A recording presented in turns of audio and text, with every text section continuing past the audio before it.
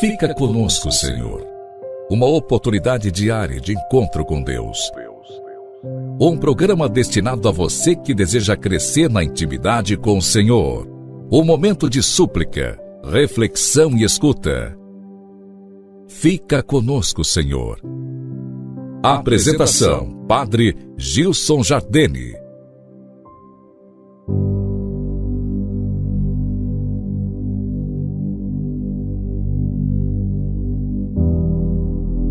Louvado seja nosso Senhor Jesus Cristo, para sempre seja louvado. Com alegria nos encontramos, estamos celebrando o mês da Bíblia.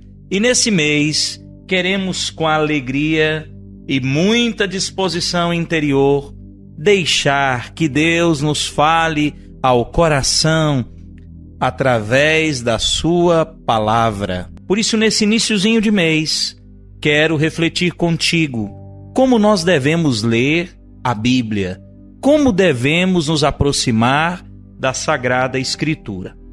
Querido irmão, nós precisamos compreender que a Bíblia é a palavra de Deus.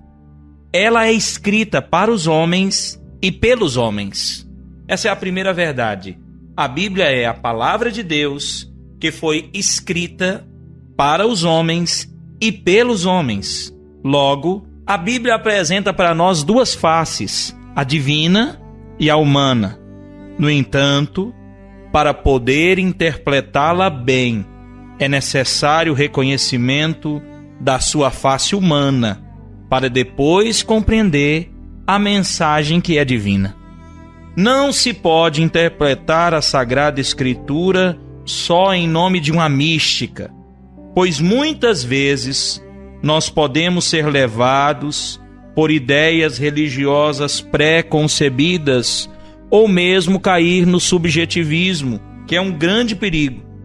Por outro lado, não se pode querer usar apenas os critérios científicos, a linguística, a arqueologia, a história. É necessário, após o exame científico do texto, buscar o sentido teológico. A Bíblia, querido irmão, não é um livro caído do céu.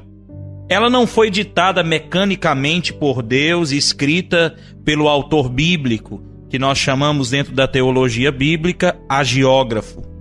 Mas é um livro que passou pela mente de judeus e gregos, numa faixa de tempo que vai do século XIV a.C. até o século I depois de Cristo. Olha que beleza! Olha quanta coisa nós já descobrimos aí. É por causa disso que é necessário usar uma tradução feita a partir do original e com seguros critérios científicos. Ou seja, para ler a Sagrada Escritura é importante ter uma boa tradução. Não basta qualquer tradução. Tradução mal intencionada, subjetivista, instrumentalizada. Os escritos bíblicos foram inspirados a homens concretos, isso é, o Espírito de Deus iluminou a mente do hagiógrafo, a fim de que ele, com sua cultura religiosa e também profana, pudesse transmitir uma mensagem fiel à vontade de Deus. A Bíblia é um livro humano-divino, todo de Deus e todo do homem. Olha que belo isso aqui. Então, na Sagrada Escritura, nós já encontramos essa comunhão entre Deus e o homem. A Bíblia transmite o pensamento de Deus, mas de forma humana, até para que possa ser compreendido e assimilado por nós. É como o Verbo encarnado, Deus e homem verdadeiro, quis nos falar. É importante dizer que a inspiração bíblica é religiosa, isso é, nós não podemos e não devemos buscar na Sagrada Escritura verdades científicas, mas verdades religiosas que ultrapassam a razão humana. O plano da salvação do mundo, a sua criação, o sentido do homem, do trabalho, da vida, da morte. Não há oposição entre a Bíblia e as ciências naturais, ao contrário. Os exegetas, que são os estudiosos da Bíblia, usam das línguas antigas, da história, da arqueologia e outras ciências para poder compreender melhor aquilo que os autores sagrados quiseram transmitir. Mas é preciso deixar claro que a revelação de Deus através da Bíblia não tem uma garantia científica de tudo que nela está escrito, contido.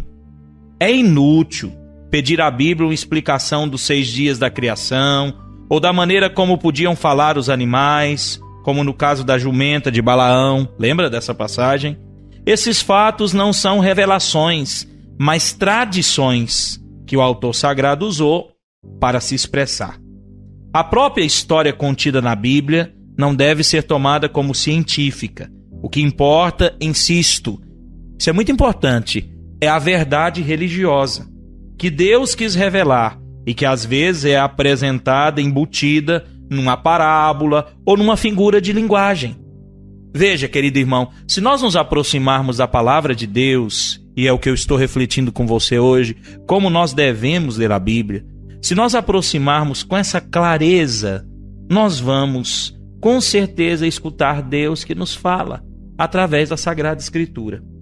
O mais importante é entender que a verdadeira leitura bíblica deve sempre ter em vista a finalidade principal de toda a Escritura Sagrada, que é anunciar Jesus Cristo e dar testemunho da sua pessoa. No Antigo Testamento, nós temos as prefigurações. No Novo Testamento, as revelações. Aquilo que está prefigurado no Antigo se revela no Novo. Olha que beleza. O Catecismo da Igreja Católica nos ensina que Deus, na sua condescendência, de sua bondade, para revelar-se aos homens, fala-lhes em palavras humanas. Está lá, número 101 do Catecismo da Igreja Católica. Através de todas as palavras da Sagrada Escritura, Deus pronuncia uma só palavra, seu verbo único, no qual se expressa por inteiro. Catecismo 102. Olha lá. E vamos escutar também, que beleza, aquilo que nos diz a Dei Verbo, esse documento da igreja que nos fala, muito claramente acerca de como devemos nos aproximar da Sagrada Escritura. Dei Verbo, quer dizer, é palavra de Deus. Com efeito, as palavras de Deus, expressas por linguagem humana, tal como outrora o Verbo do Pai Eterno, havendo assumido a carne da fraqueza humana, se faz semelhante aos homens. Então temos aí Dei Verbo 13. Eu termino com aquilo que Santo Agostinho ensinava. É uma mesma palavra de Deus que se ouve em todas as Escrituras, e um mesmo verbo que ressoa na boca de todos os escritores sagrados. Ele que, sendo no início Deus, junto de Deus, não tem necessidade de sílabas, por não estar submetido ao tempo. Então isso que nos ensina Santo Agostinho, refletindo no Salmo 103. É uma mesma palavra de Deus. Por isso, quando a gente vai ler, inclusive na Assembleia Litúrgica, na celebração da Santa Missa, o leitor diz, palavra do Senhor. Não como muitos até querem, palavras do Senhor. Não. Palavra do Senhor. É uma mesma palavra de Deus. O padre, quando termina de proclamar o Evangelho, o Santo Evangelho diz, palavra da salvação. É uma mesma palavra de Deus que se ouve em todas as Escrituras. Então, deixo a você essa reflexão, essa catequese. Quero terminar, antes de te dar a bênção, com uma curiosidade bíblica. Uma coisa que nos chama a atenção sempre na Sagrada Escritura são os personagens bíblicos. E hoje eu quero trazer para você sobre Arão. Arão, que é um personagem lá do Antigo Testamento na Sagrada Escritura. Quem foi Arão? Arão é o irmão mais velho de Moisés. Ambos, assim como Míriam, Maria, sua irmã, eram filhos de Amirão e de Jocabede, da tribo de Levi. Como Moisés alegasse não ter facilidade de se expressar, ao ser chamado para livrar os israelitas da escravidão do Egito, Deus ordena que empregasse Arão na tarefa de falar ao povo e também na presença do faraó. Então, nós trazemos aí hoje essa curiosidade bíblica acerca de Arão, irmão mais velho de Moisés e de Miriam, de Maria, né? Que nós encontramos na Sagrada Escritura.